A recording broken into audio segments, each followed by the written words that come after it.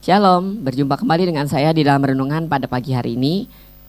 Seperti biasanya kita sebelum mulai renungan kita akan berdoa dulu ya. Yuk kita bersatu dalam doa. Bapa di surga, terima kasih Tuhan untuk pagi hari yang Kau berikan buat kami. Kami mau mendengarkan renungan pakai hamba-Mu, sehingga apa yang hamba-Mu sampaikan ini benar-benar bisa Tuhan dipakai dalam kehidupan kami sehari-hari, kami aplikasikan dan kami hidupi Tuhan. Terima kasih Tuhan. Haleluya Yesus, amin. Ya, hari ini saya mau beri judul renungan saya dengan judul The Promise. The Promise, oke? Janji. Oke. Kita tahu Bapak Gembala sedang berbicara tentang janji-janji Tuhan yang sebenarnya bisa kita klaim, ya. Bisa kita klaim dan kita pakai, selain seperti voucher, benar? Tapi untuk bisa memakai janji Tuhan itu kita harus punya persyaratan, benar ya. Persyaratannya adalah kita harus bisa mempertanggungjawabkan keselamatan yang Tuhan sudah berikan.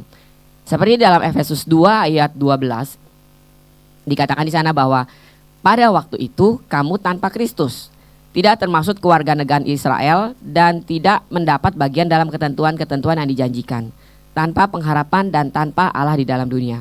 Saudara, kita yang di luar bangsa Israel ini kita tuh sebenarnya dicangkokin kalau boleh dibilang. Jadi ada ranting anggur yang memang orang Israel itu sendiri yang memang sudah Tuhan janjikan dengan janji-janji keselamatan. Kemudian tapi karena orang Israel itu nakal, auban gitulah segala macam ya. Akhirnya Tuhan menjanjikan keselamatan itu dibuka untuk umum, open for semua orang gitu kan. Nah akhirnya kita dicangkokkan menjadi Israel cangkokan istilahnya, yang diadopsi ya, boleh dibilang begitu. Akhirnya dibilang waktu itu kamu tanpa Kristus, tidak termasuk dalam keluargaan Israel. Terus nggak dapat bagian dalam ketentuan-ketentuan dan janji-janji yang udah dijanjiin. Jadi kalau kita sekarang dapat bagian, itu adalah sebuah perkenanan, sebuah kondisi yang luar biasa ya, istilah kalau saya boleh bilang ya. Maksudnya itu kan berarti keren banget gitu. Kita tuh benar-benar boleh mendapat bagian yang seharusnya tidak bisa kita dapatkan. Ya, itu adalah sebuah warisan yang baik, yang luar biasa. Nah, saudara, pertanyaannya sekarang, apakah saudara benar-benar menghidupi, bersyukur sangat amat akan keselamatan yang Tuhan udah sediain itu buat kita? Apakah kita melakukan mengerjakan keselamatan kita itu dengan penuh tanggung jawab? Atau kita asal-asalan, ya udahlah, kita penganut paham yang sekali selamat tetap selamat. Nggak bisa begitu saudara, karena Allah udah bilang nggak ada tuh ceritanya sekali selamat tetap selamat. Kita harus mengerjakan keselamatan kita dan bertahan sampai akhirnya. Jadi kalau kita bisa menghidupi keselamatan kita dengan bertanggung jawab, maka untuk mengklaim janji Tuhan itu nggak susah. Tanpa perlu diklaim pun Tuhan akan memberikan janji-janji itu. Ya, Tuhan akan berikan pertolongan walaupun dengan kondisi apapun yang kayak kita pikir manusia kayaknya udah gak mungkin banget. Tapi Tuhan bisa berikan janji itu selama dia lihat bahwa kita itu berkenan kepada Tuhan. Nah, saudara, kita tuh terlalu sering lupa bahwa kita bisa mengklaim janji.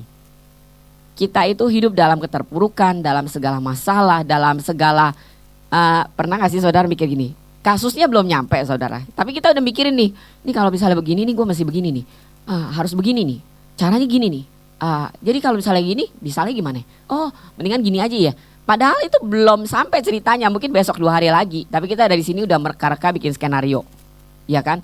Nah seringkali kita begitu, padahal Tuhan bilang, percaya sama aku akan menuntun kamu, akan memimpin kamu. Bahkan bangsa Israel dulu itu berperang aja Tuhan yang berperang, bukan dia yang berperang. Ya, jadi kita jangan sampai kita lupa sama janji Tuhan itu. Ya, saya tidak panjangkan, saya punya renungan, tapi saya ingin tambahkan dengan kesaksian. Saya punya 2 kesaksian yang saya akan ceritakan dengan singkat, jelas dan padat.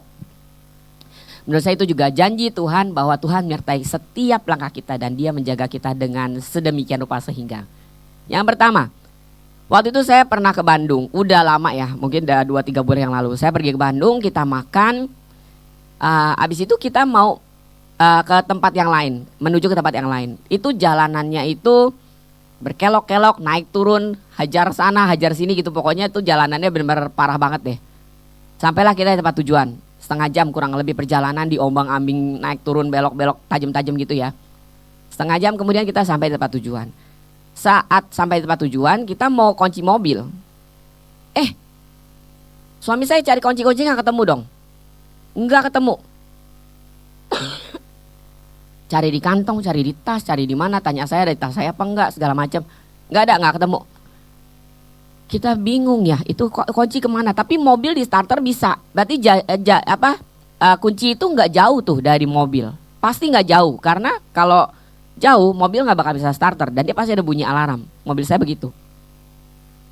Kita cari-cari di mana nggak ketemu. Akhirnya suami saya keluar tuh dari mobil. Dia jalan. Saudara tahu nggak itu kunci mobil ketemu di mana?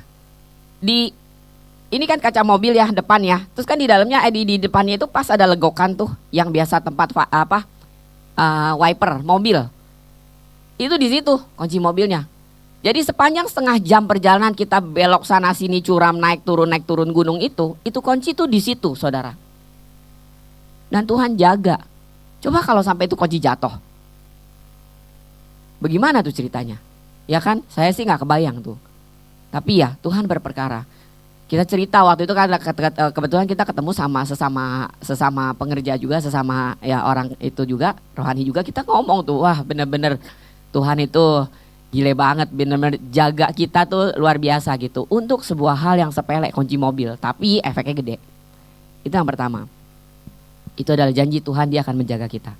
Yang kedua, ketika saya pulang sama suami saya berdua dari Jakarta ke Kerawang, kita jalan udah deket rumah, udah masih di tol tapi udah deket rumah, udah kilometer 41, 42 begitu deh. Kebetulan jalanannya agak padat, kita sekitar 70 km per jam lah, nggak sampai bisa hajar 100 gitu, nggak bisa. Nah, entah gimana tiba-tiba tuh di depan mobilnya ngerem. Mobil depan ngerem, mobil kita juga otomatis mesti ngerem kan. Dan itu jaraknya tuh pendek karena kalau suami saya yang nyetir tuh dia nggak jauh sama mobil depan, nggak. Kalau saya nyetir saya jauh karena saya belum bisa. Nah kalau dia tuh nggak terlalu jauh, jadi tuh ke mobil depan itu nggak jauh banget jaraknya. Dengan kecepatan 70 km per jam itu dia benar ngerem sampai dia mesti tahan saya, dia takut sayanya juga jumpalitan gitu. Walaupun saya pakai seat belt, tapi dia takut gitu kan. Jadi dia sembari satu tangan ngerem, pegang setir, sembari satu tangan jagain saya gitu.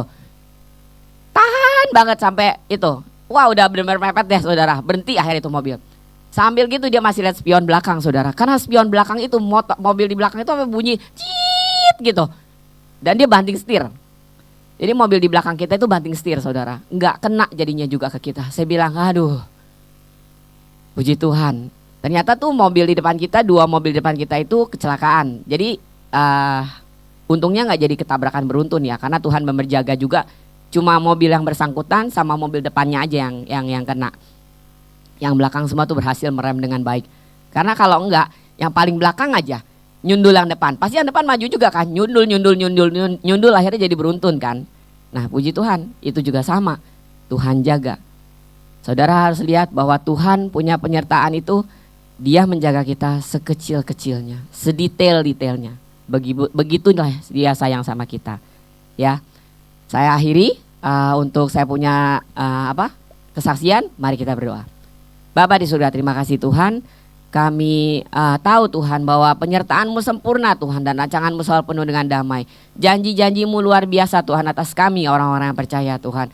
Yang penting Tuhan ajar kami untuk sungguh-sungguh Bapa hidup di dalam keselamatan kami yang bertanggung jawab. Dan kami juga mau menyerahkan seluruh hidup kami kepada Engkau Tuhan, dan mengejar keselamatan kami dengan baik Tuhan. Terima kasih Tuhan, kami mau belajar untuk ingat mengklaim janji kami. Dan kami mau hidup Bapa seturut dengan rencana dan kehendak-Mu. Haleluya, amin. Shalom, Tuhan Yesus berkati.